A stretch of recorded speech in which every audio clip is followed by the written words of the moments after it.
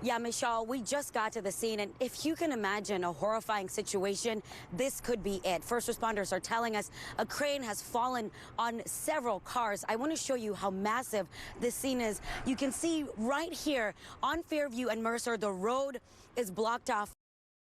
And if you are just joining us, a crane has fallen onto Mercer Street near the South Lake Union neighborhood. Again, we are still waiting on details from investigators, but we know that crane has fallen onto several cars. We are waiting for updates on injuries, but just a devastating scene there in the South Lake Union neighborhood of Seattle. And this happened just a short time ago, and if we can widen out here, what you're looking at is that is one of the vehicles that we know for certain is pinned underneath that crane, which collapsed just about a half hour ago. Take us back to what you saw first and then what you heard. Yeah, well, we were coming home from work and we got rerouted down actually Mercer Street, which I don't usually take coming home from work. And when we saw them hanging the crane, we kind of looked up at it and just say, oh, wow, that's a pretty tall crane. And there was a guy hanging from it on a cable. And I'm like, man, that wouldn't be me, definitely hanging from that cable. And we got back to the hotel room and got up inside and sat down on the couch to relax for a little while. And all of a sudden I felt the whole hotel shake. And it felt like a little earthquake. And we came outside and come back to the corner, saw all the fire trucks. And we came over and saw this. And we were like, man, we were just on that street like a few minutes ago. And there are a couple buildings down there that have been under construction for quite some time now. They are owned by Vulcan, and they are expected to be Google buildings. Again, in that neighborhood known for Amazon, Google was going to be opening a couple large buildings that were going to be filled with potentially thousands of employees. And it appears that one of those buildings is where that crane actually toppled off of. How does a crane fall off a building and land on traffic? And that is exactly what we understand has happened here. We're not talking about one vehicle.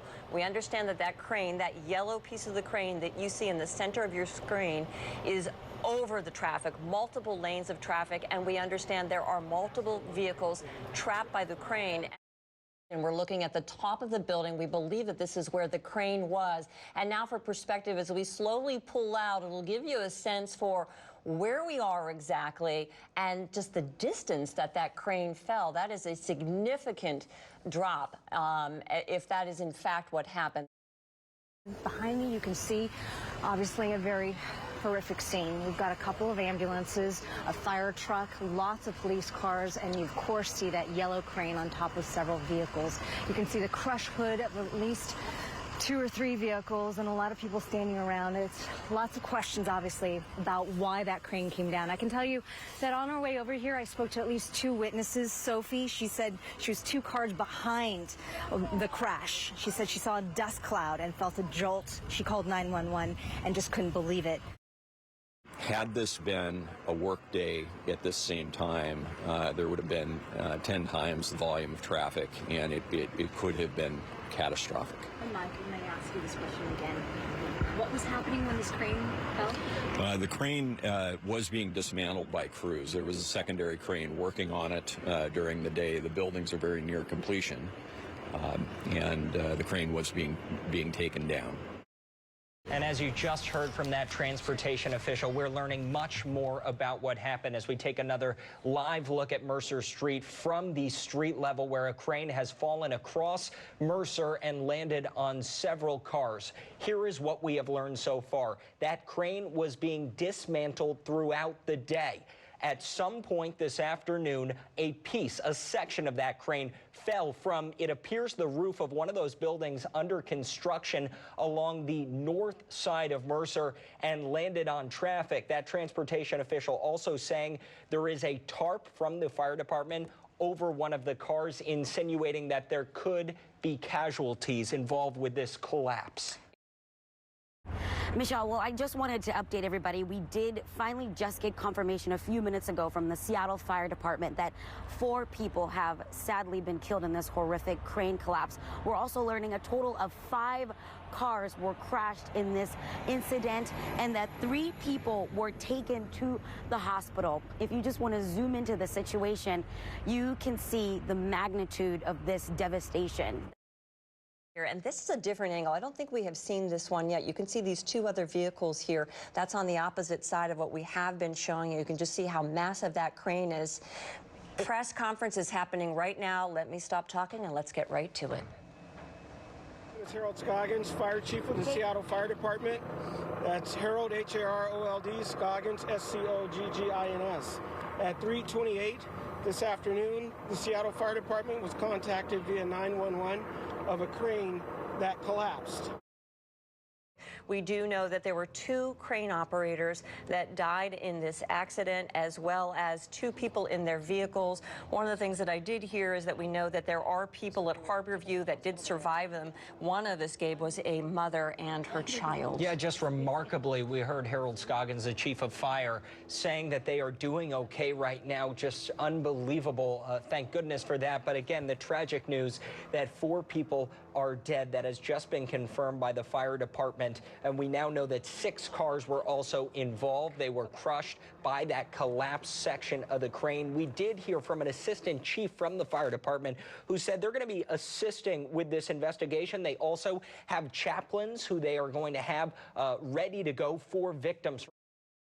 I walk by this area every single day, and it's very, very sad. It's sad to see the debris out there and all of the first responders here trying to, save lives and take care of the situation. But I am very concerned. I've always been concerned about living around so many cranes, and there's so many in this area, and there have been accidents before that have been associated with high winds, and I know that just before this happened, we experienced big gusts of wind that were very strong in this area and literally blew my window that was partially open in my apartment.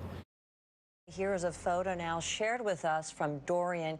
He saw that crane fall from his apartment a block away, and he snapped this photo. That is just a really interesting perspective, and it just shows you the massive size of this crane. It was just a very typical, normal spring day meteorologically in western Washington. Over the greater Seattle area, we had some passing showers at the time of the crane collapse, and we also had some gusts to about 23 miles per hour. Very usual and relatively light and inconsequential. Oh, just when the crane come down, we just come running down to help people out, keep them calm. Yeah, just help out everyone else, like the people that were hurt. Get them out of the cars or just keep them calm. I thought it was going to fall. Yep. Yeah, because it was on an angle. It wasn't standing upright, and yeah, so she was on an angle, and then the wind picked up and started swaying, and yeah, that's when it fell, when the wind picked up.